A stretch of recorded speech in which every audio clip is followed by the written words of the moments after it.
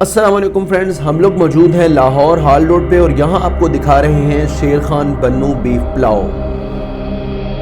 ये पुलाव मुझे ज़ाती तौर पर ख़ुद बहुत पसंद है और इसमें गोश्त बहुत ज़्यादा होता है और ये अपना जानवर खुद ज़िबा करते हैं। मुकम्मल वीडियो इंशाल्लाह आने वाली है, ये सिर्फ आपको वीडियो के हाइलाइट्स दिखाए जा रहे हैं। ये इनकी दूसरी ब्रांच है और इनकी मेन ब्रांच जो हम आपको दिखाएंगे वो है लाहौर हाल रोड में।